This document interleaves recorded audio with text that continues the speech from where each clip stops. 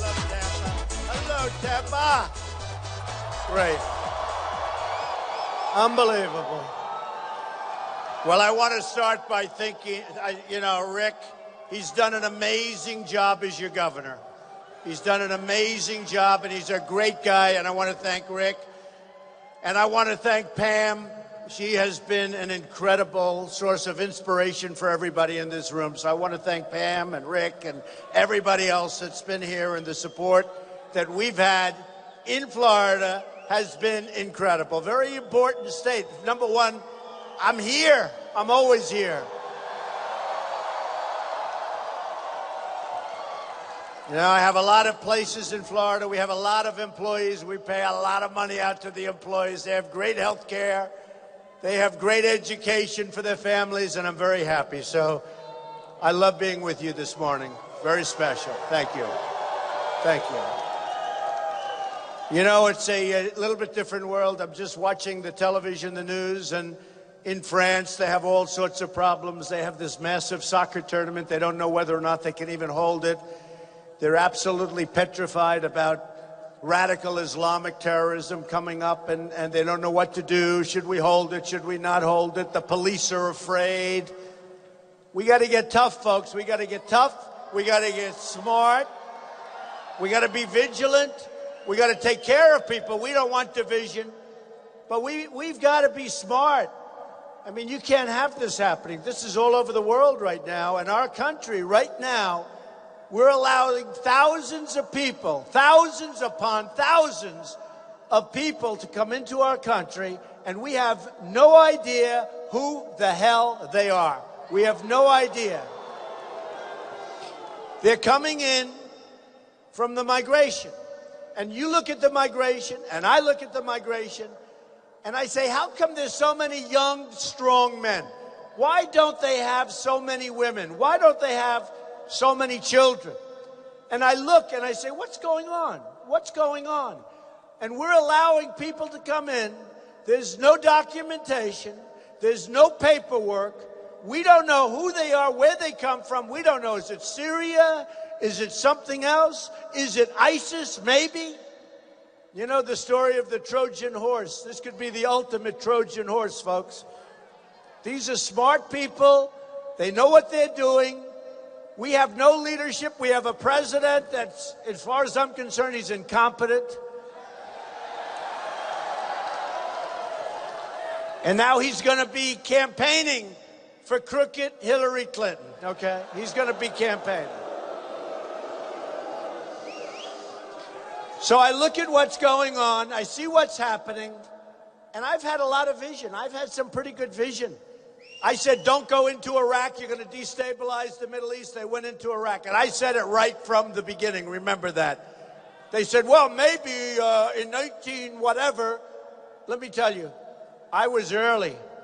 And I was from the beginning. Because it was going to destabilize the Middle East. And then they say, oh, Donald Trump is very tough. He's got a tough temperament. He's got a tough tone. We need a tough tone now, folks. We need a tough tone. We need it. We've got a bunch of lightweights. You know, Hillary Clinton was saying the other day, temperament. That's her whole thing, temperament. You know, number one, I built an unbelievable company, a great company. I filed papers with federal election. You don't build companies like that unless you have the right temperament, believe me. But Hillary Clinton, they just came out with a book. A Secret Service agent was with her for a long time. Said she's a total mess. A mess. She's not qualified to be president. You know who said that? Bernie Sanders said that Hillary Clinton is not qualified to be president. And he said it because she has bad judgment. And she does have bad judgment. Look at the mess that she's got us into with Syria, everything she touches. And you're going to have 4 more years of that. We won't have a country left, folks. Believe me. We will not have a country left. Not to mention the Supreme Court. You got to remember, the Supreme Court. Hello.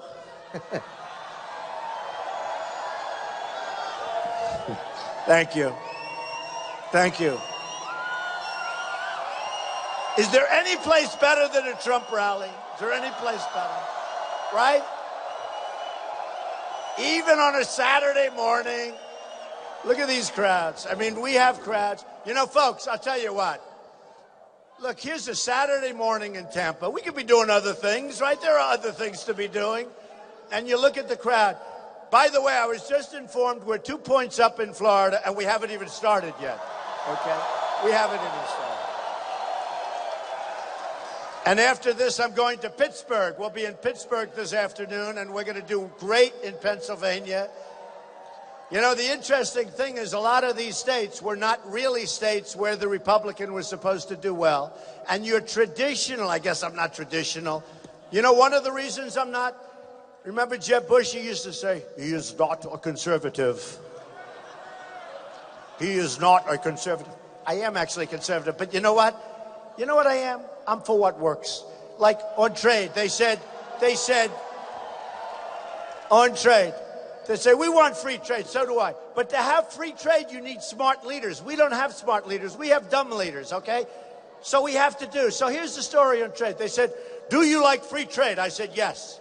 Well, what's your policy on trade? You know what I said? I want to make good deals for the United States. That's my policy on trade. It's very simple. I don't care if it's free. I don't care if it's totally unfree. I want to make good deals for the United States because the United States is getting ripped off by every single country virtually in the world. Every country is taking our money and taking our jobs, and we have people that are political hacks negotiating the biggest deals in the world, and they don't know what the hell they're doing. And we have the greatest business people in the world, many of whom have endorsed me. Carl Icahn, all these guys, they're all endorsing me. And they don't want to get paid money. For them, it's a game of poker. It's a game of chess. They want to go against China. They've done great against China. I've done great against China. And I do really well. I like the Chinese people. I love the Mexican people. I have so many Mexicans working for me. I love all these countries. I don't hold anything against people. I hold it against our leaders for being so totally, grossly incompetent because they don't know what they're doing. And you look at these trade deals, and you look where China, as an example. Hey, look, the biggest bank in the world is a tenant of mine in a building in Manhattan from China. I sell condos to people from China for a tremendous amount of money, tens of millions of dollars. I love these people. I love these people. I own the big chunk of the Bank of America building in San Francisco, comes through China, through an indirect, wow, very complicated, but through China. We can do great with China. And by the way, China is ripping us off, so is every other country. China is ripping us off. They're the #1 abuser because what they do is they devalue their currency. Do you ever notice? Whenever they have a little problem, we start to cut in, they devalue their currency, knock our companies out of business. They knock us out of business. And again, I'm not angry at China. I'm angry at our leaders, if you call them that, our leaders. I'm not angry at China. I'm not angry at anybody. I'm angry at our leaders because they don't know what they're doing. They don't know. And we're not going to have a country. I'll tell you what. I didn't need to do this, folks. You know, in all fairness, I didn't need to do this. This is something I want to give back. You know, you ever hear the expression, people want to give back? I've done so well in this country. It's been such a great country. I love the people of the country now more than ever before. You know, we have a movement going on, folks. I mean, look at this room, this massive room. At this time, what time is it? Yeah, I mean, it's like in the morning. Look at this room. And it's like this no matter where we go. We give 1 day's notice. Yesterday, we gave 1 day's notice. We were in Virginia. 1 day's notice. The place, I mean, we have thousands and thousands of people. And it's called, listen to this, it's called a movement. We are part of a movement. And, you know, in many, many years, I was on the cover of Time magazine. All these years, I work and work. I was on the cover of Time magazine, I think, once or twice, right? For years, 35 years. That's not so bad, once or twice, cover of Time. Now, the last 6 months, I think I'm 4 or 5 times. Is it crazy? So it shows you, no, it shows you how important it is. It's like the other day I woke up, I look I say, what's that? It's the cover of Time magazine. It's my picture. I didn't even know I was going to be on the cover. Because you know what happens? We have something going that's so special, that's so big, that's so important. Pundits are saying, many of them, it's the single greatest political movement that they've seen ever in this country. Ever in this country. And we're going to win the race. You know, one thing they was talking about before, a number of states, I don't know if you saw with New York, I won in a massive landslide. We won Pennsylvania in the primaries in a massive landslide. They're all landslides. Connecticut was so great. We won that in a massive landslide. They even used the word, they hate to use it, with me. If it was Bernie Sanders, they'd say it was a massive landslide. Not so long ago, I had 17,000 people at an event. Bernie, at a different location, had 3,000 people, which is a lot of people, 3,000 people. But I had this massive crowd. I think it was 17,000. And they said, Donald Trump is here tonight, and he's discussing what he's discussing. You know, let's all fall asleep. And they go, huh? And he goes, Donald Trump talked about this. And then, okay, back to you in New York. And then the guy from Bernie Sanders. Bernie Sanders is here tonight. He's got a massive crowd of 3,000 people. And I'm saying, I don't believe it. I have 17,000 people. They don't say it. And by the way, the cameras, they never scan the room. Every time, no, it's true. They never scan the room. Very dishonest people. They're very dishonest people. But they never, the only time they scan the room is if there's a protester, because that's a bad thing, they think. But I love my protesters. We love our protesters, right? We're going to get, many of those protesters are going to end up, believe me, a lot of the protesters that you see, they're going to end up voting for Trump. Believe me. When they learn how crooked Hillary is, they're going to end up voting for Trump. And a lot of Bernie Sanders people, you know, he got a rigged system. Now, I used to say the Republican system was rigged, and it is. It's impossible. It's almost impossible for a guy like me. You know, I was establishment. I shouldn't say it. Everyone's going to leave if I say that, but that's okay. I was like the ultimate establishment guy. Campaign contributions. I was very popular. They'd call me, hi, Mr. Trump, we're having a golf outing. I'd always say no thanks, but I'd always send a check. But I was like an establishment person. And then once I said I'm running, they said, what the hell, he's running? And all of a sudden, he became the outsider of all outsiders. And I'm running because I understand how the system works better than anybody. So I've been doing this now for 12 months. Have I done a good job? Have I done a good job? But no, I've been doing it for 12 months. And it's been, you know, thank you, honey. She said, thank you. Believe me, it's not easy, folks. You think this stuff is easy? It's not easy. But thank you. But you know what? I love doing it. A friend of mine, and I've told this story, but a friend of mine likes to come to these things. A lot of people like to come. Who's been to these events more than once? I'm telling you, a great, great musician said Trump is the best in the world, and he doesn't have a guitar, meaning we get the biggest crowds, and I don't play a guitar. Who else does this without a band or without a musical instrument? Believe me. It's a lot easier with an instrument. But look, we have something happening that's so important. And in November, we have to do such a good job. Now, it's early. We're just starting the process. Most people say, don't even bother campaigning right now. It's June. Wait till after the convention. We're going to have a great convention. Wait till after the convention. Don't bother. I don't want to do that. I'm sitting home. I'm listening to lies being told about me by this dishonest media because, believe me, they are so dishonest. You know, so dishonest.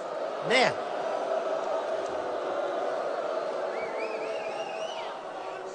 I watched this poor, sad Mitt Romney this morning. He suffers from misogynist. I don't think he knows what misogynist is. He suffers from, and he's sitting like a real stiff. Don't forget, this guy let us down, folks. He choked, and he let us down. And we're not going to let it, and he knows that's, hey, look, he doesn't like Trump because I said, you can't give him a third chance. He lost the first time. He really lost the second time. And the second time was a race that was an easy one. We had a failed president. We had a president who's a disaster and was a disaster. And at that point, he was even lower than he is now. So we had a failed president, and we had a candidate that didn't work like he should have worked. He wasn't doing television. You know, I called up. I'd say, because I supported him. I gave him a tremendous amount of money. I did robocalls. I did a couple of speeches for him. Frankly, if they would have used me in Florida, he would have won Florida, but they're not smart enough. They would have won Florida. But you know what? I worked for him. But then when I heard he was going to run again, and I was thinking about running, I let him know. I said, the guy's a stone-cold loser. He choked, and when you're a choker, you can never give a choker a second chance. It's too important. A choker is a choker. You see it in sports. You see it in sports, folks. When the guy misses the kick, you get rid of him. You get another one in there. They miss the big shot, you get him out of there, folks. I don't know. That's the way I feel.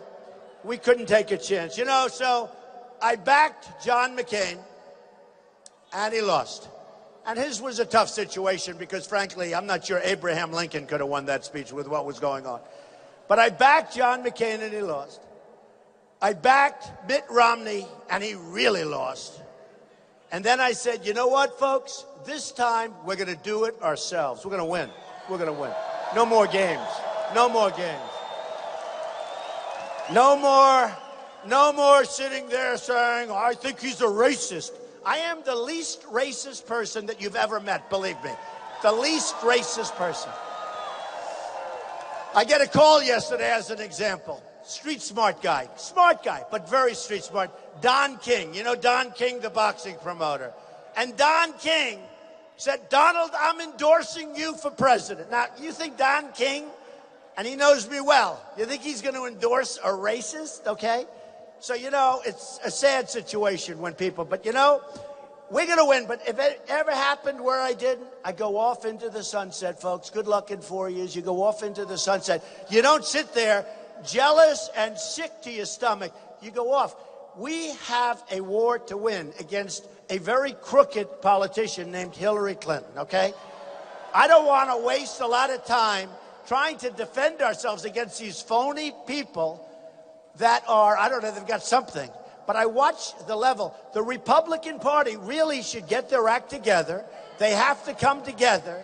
We got to win. And if for no other reason, the Supreme Court, remember that. For no other reason. Now, I always say, most importantly is defense. We got to protect our country. We have a military that's totally depleted. You all saw on Fox and on CNN, they did separate reports where our great pilots, these are these great young people, and now they're not as young because they've been, one of them there for 18 years, and he said, you know, when I came in, this equipment was beautiful, new, nice. Now he's flying the same equipment, and it's old, and it's tired. Fighter jets. These are the fighter jets. This is the United States. And the fighter jets are old, and they have no parts for them. They're so old. So you know what they do? For the United States, our great pilots, our best fighter jets, they're going to the desert where they have what they call plane graveyards. And they're going to museums where they have these, they're in museums, they're so old. And they're taking the parts from the museum, and they're taking the parts from the graveyard, and they're putting them on the fighter jets, and then our young people, men and women, are getting in these planes, and they're flying planes and being shot at. That's not going to happen anymore, folks. That's not going to happen anymore. We're going to build up our military. And don't forget, when Crooked Hillary says Donald Trump temperament, she's got the bad temperament. And remember what the Secret Service agent said. She's a total mess. She's unstable. She's unstable. And she can't be president. That's what they said.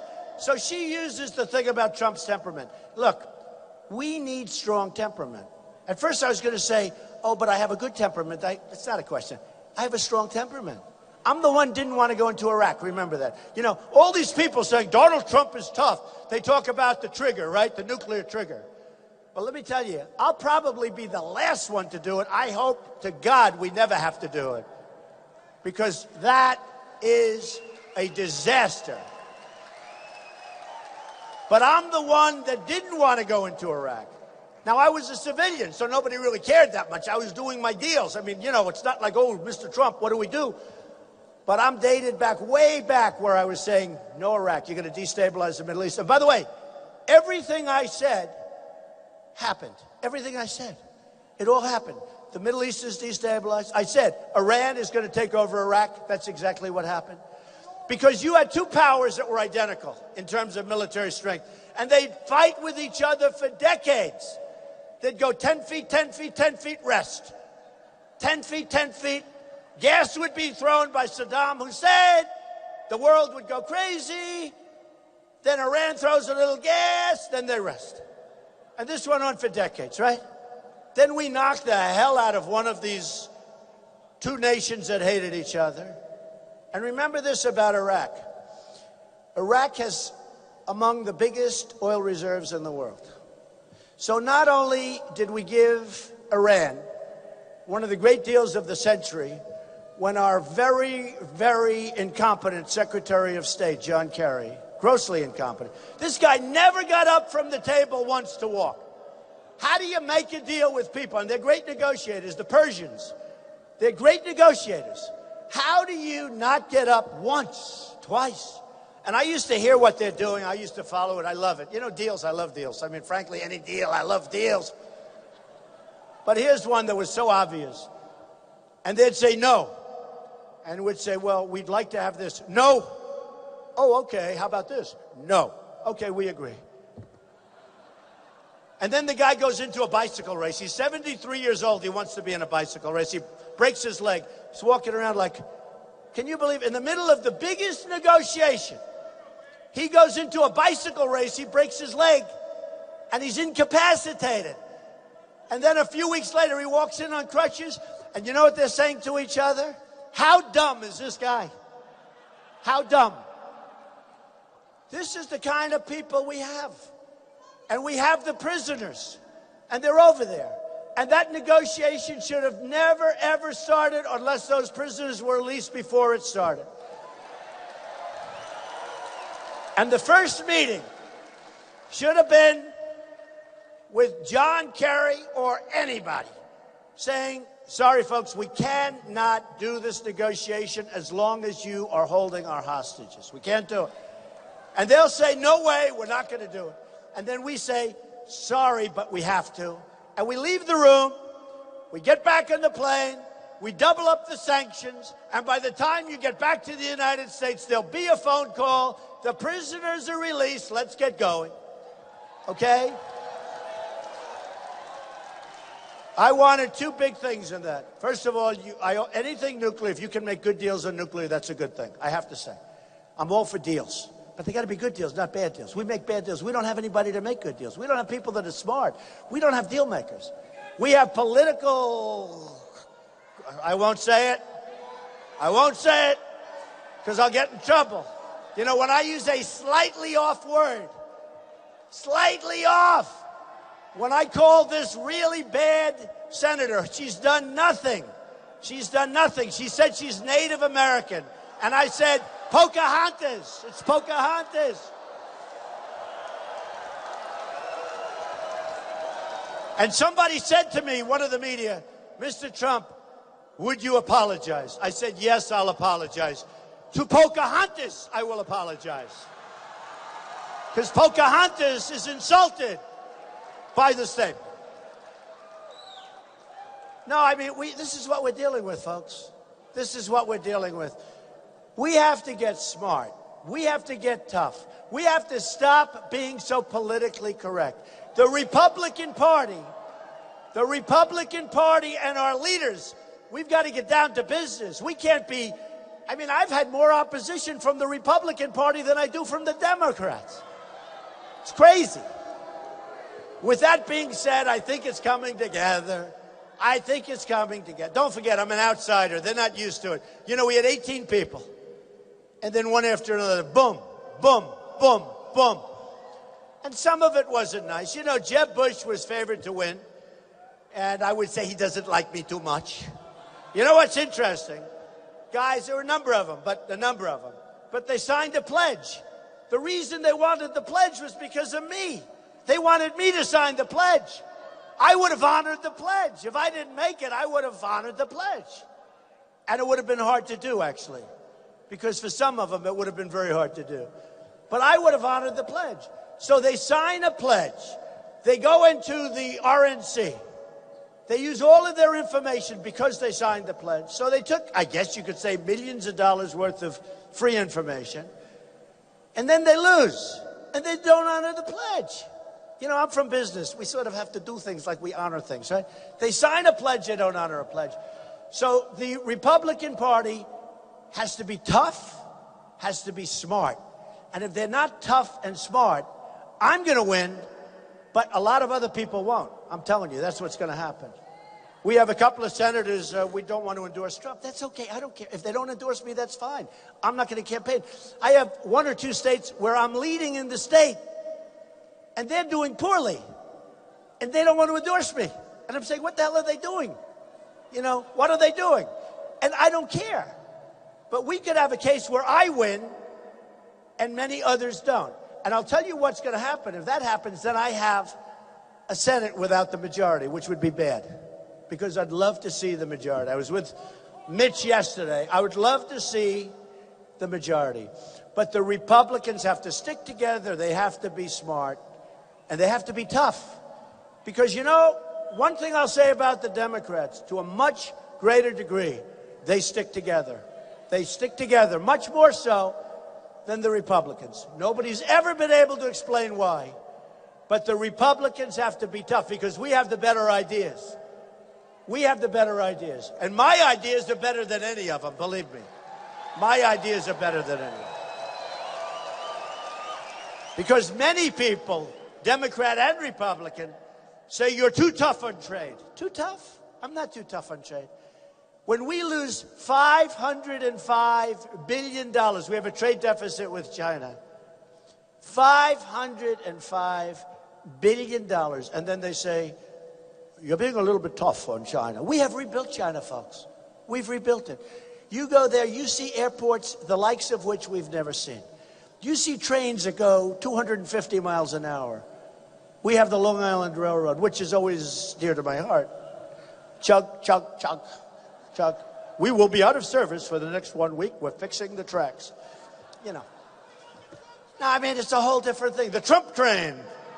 The Trump train. That was very good. Who said that? Who said that? Somebody over there said, we got the Trump train. That's a very good. Hey, I would have never thought of that one. Well, the Trump train is going 600 miles an hour, folks. I'll tell you that.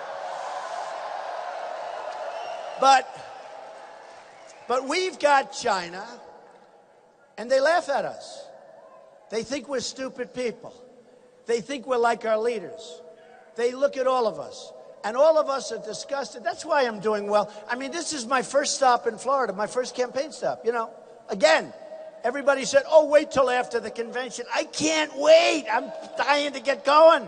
What am I going to do? Play a round of golf? It's boring. I want to do this.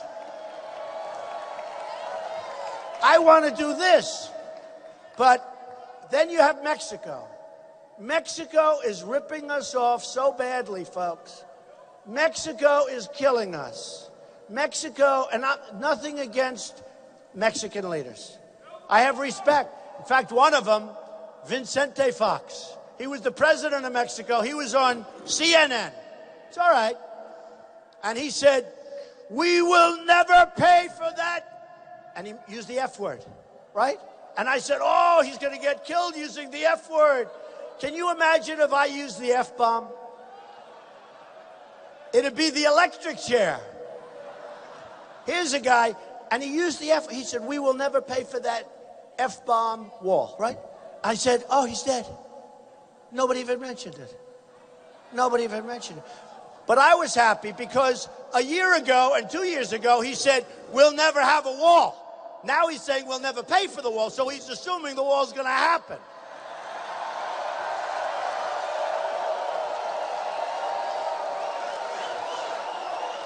And just...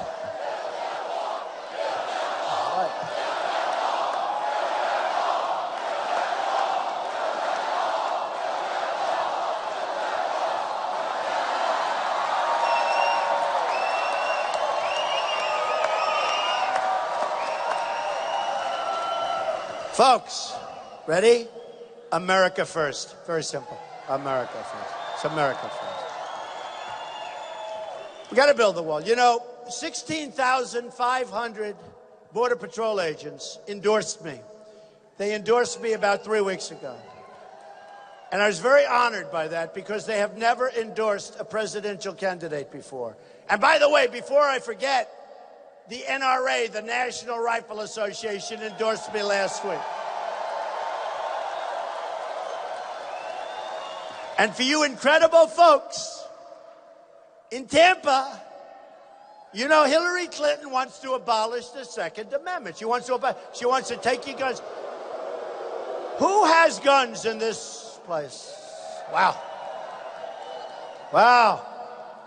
And what would you say if somebody came along and said, we want to take that gun away from you? She wants to take your guns away. That's what she wants to do. She wants to take your guns away. Essentially, she wants to abolish the Second Amendment. And, you know, when you look at Paris, where they had 130 people killed viciously, and it's just boom, boom, boom, boom. Hundreds of people went to the hospital. Many, many of those people are still there. They'll never be the same. Just destroyed, right? Destroyed. Totally destroyed. If there were guns on the other side of that room, or if in San Bernardino, 14 people killed by radical Islamic terrorists who became radicalized. And these were people that gave a baby shower to the child of these people that killed them. I mean, what's going on? We got to know what's going on here, folks. 14 people killed, many people in the hospital to this day. Okay, 14 people killed. Let me tell you, if you, with a beautiful red hat, make America great again, if this woman here with the blue, if a few of you had a gun right here or a gun around the ankle and bullets were flying in the other direction, number one, they may never have come into the place because they would have said, there are guns in there. I don't want to go in there. But at a minimum, the carnage would have been very, very, very substantially less. Let the bullets go in the other direction. Boom, boom, boom. Believe me. Believe me. Remember when our 5 great soldiers, a little more than a year ago, were killed? These were 5 great soldiers. One of them was like a world-class marksman.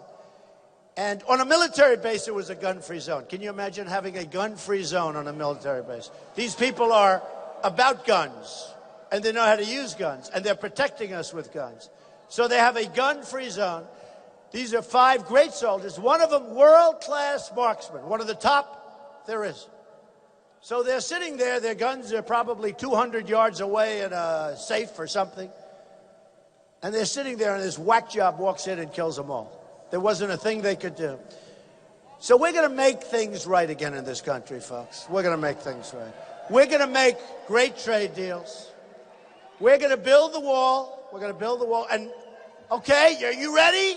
Who's going to pay for the wall? Better believe it. You better believe it. So, and we're going to end up having a great relationship with Mexico. We're going to end up having a great relationship with China. Mexico will pay for the wall. You know, when I was on the stage with the debates, I didn't know what I was getting. I never debated professionally before. Many of these politicians, that's what they do. That's what, you know, it's all talk, no action stuff. So that's what they do. They debate. They don't get anything done. They debate. So I went on every single poll of every single debate. And I have to, when I say this, all this, you know, sleazy people back there in the press. So I have to be careful. But when I debate, every single debate, every single poll. Now you have Drudge, a fantastic guy. You have Time Magazine. You have Slate. You have all these different polls. You know, there are polls now for everything. They have a poll for everything. No matter what it is, if you go to the bathroom, they have a poll. How many times in a day? But they have a poll for everything. And every single poll of every single debate, they had me winning the debate. Is that good?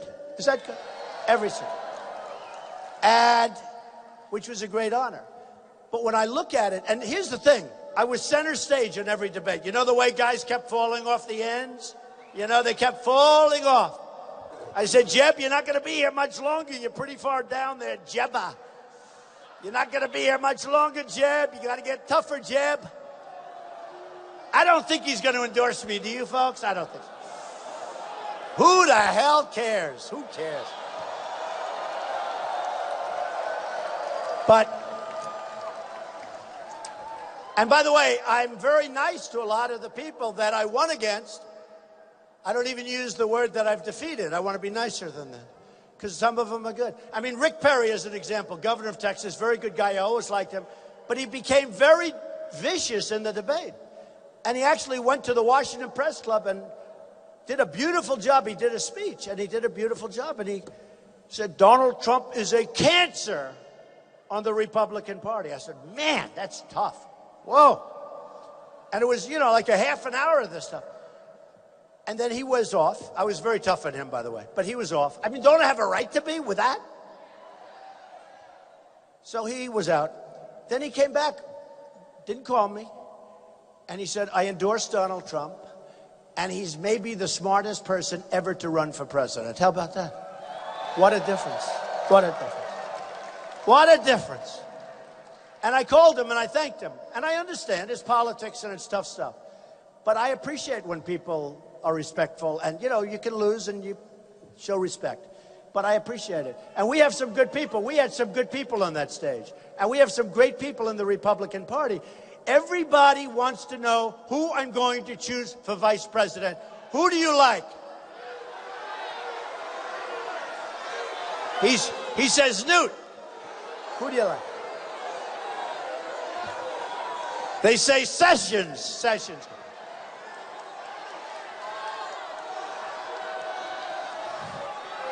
He says Condi Rice.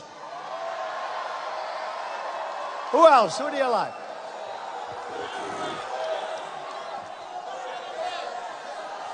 Let's see. I've never done this before. This is fun. This is fun. We have a lot of good people. You'll be happy. You're going to be happy. And we have some unbelievable people for different positions, like Homeland Security, like Attorney General. Don't forget with Hillary. Don't forget with Hillary. You got a 6-year statute of limitations, folks. Because honestly, we're being 100% straight. Look, what's happening with Hillary Clinton is a disgrace. She's broken the laws of our land. She's made us totally vulnerable from a national security standpoint. She was Secretary of State. What she did with her server is illegal. It's wrong, both on a common sense basis and on a legal basis. It's wrong. It's wrong. And it looks to me like nothing's going to happen to her because it's a rigged system, folks. It's a rigged system. So we're going to find out. We're going to find out. But it looks to me like nothing's going to happen. Why would they let it go so long? You know, why would they let it go so long? And then Obama endorses a person, and Josh Earnest yesterday said essentially that this is a criminal investigation. Now, I think when he said that, they probably went nuts in the White House. And a lot of people said he wasn't supposed to say that. But he probably said the truth. But when you get right down to it, how do you endorse somebody that's under criminal investigation? And we'll have to see what happens, folks. But people that have done 5% of what she's done, whether it's General Petraeus or many others, they've done nothing compared to what she's done. They have been forced to pay a price that you wouldn't believe. It's destroyed their lives.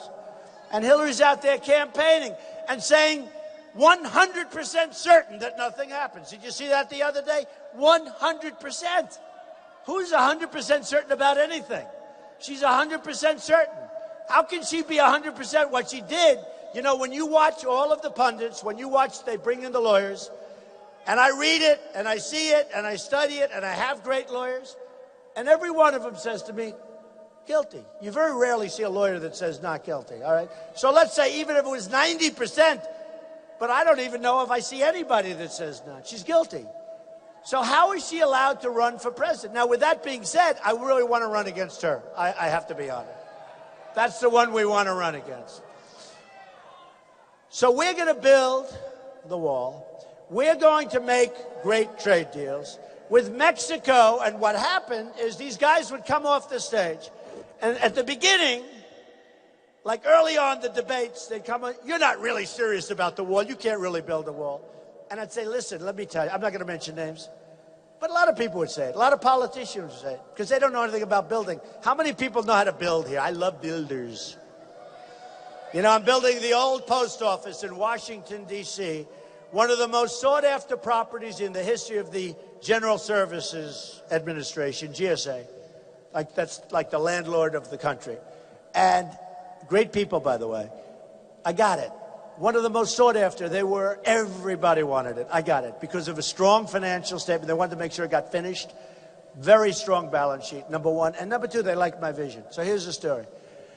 I'm much more than a year ahead of schedule. And in fact, I'll tell you a little story. I'm 2 years ahead of schedule. And I told my people, don't say that. Because it doesn't sound right. It sounds too much, right? Does that make sense? I say we're a year ahead of schedule. It's crazy. We're 2 years ahead of schedule. We don't have to have it open for 2 years. And we're going to be opening, like in September, we'll have a ribbon cutting. I want to delay it a little bit toward the election. Do you understand? I could actually do it in September early.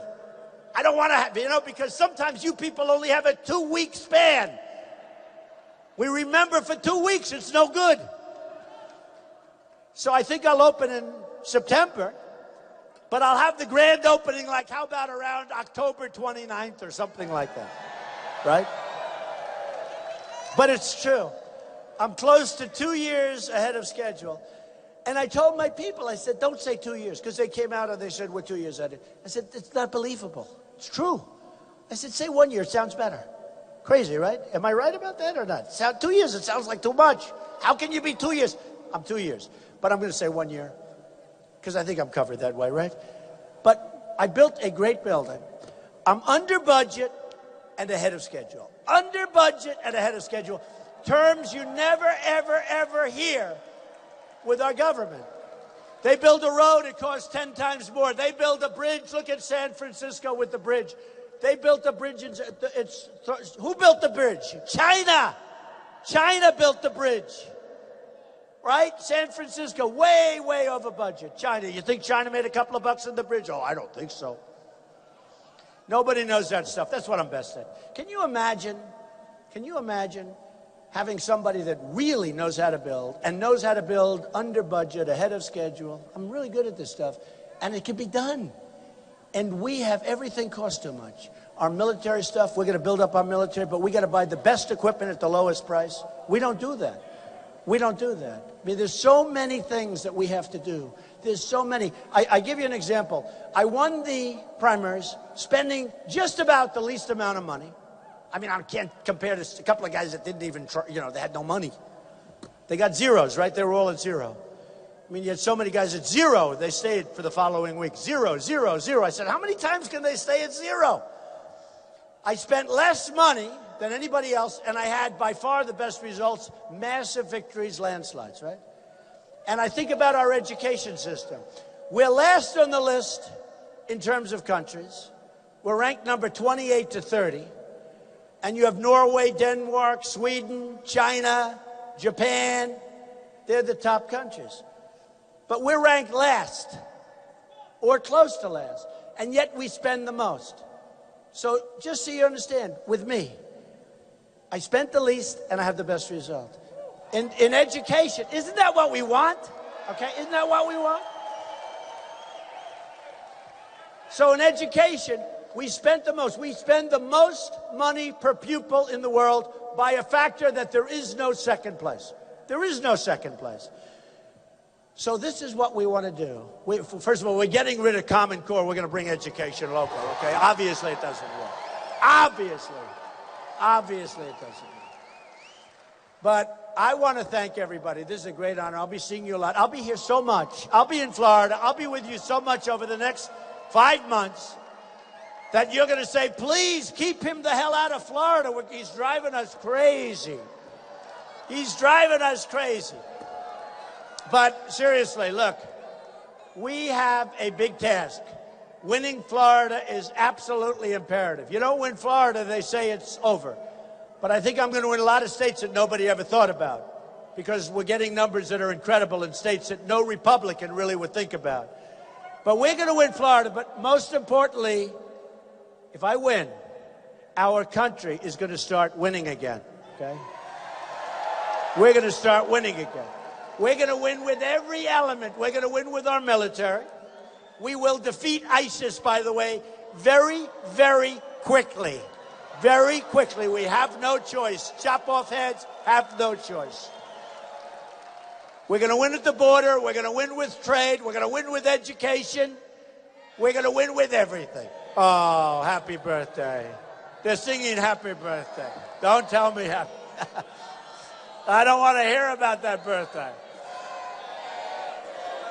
Thank you, darling. That's so nice. I don't know if I want to... I'm very torn on that birthday. I'm very torn. You understand me? I'm very torn. I feel like I'm 35. That's the good news, okay? I feel like I'm 30. So, folks, I want to thank you. And really, we don't win anymore as a country, but we are going to start winning so much. You're going to love it. You're going to be proud. You're going to be proud of your president. More importantly, you're going to be proud of your country again. Thank you very much. I love you, Tampa. I love you, Florida. Thank you very much. Thank you. Thank you very much.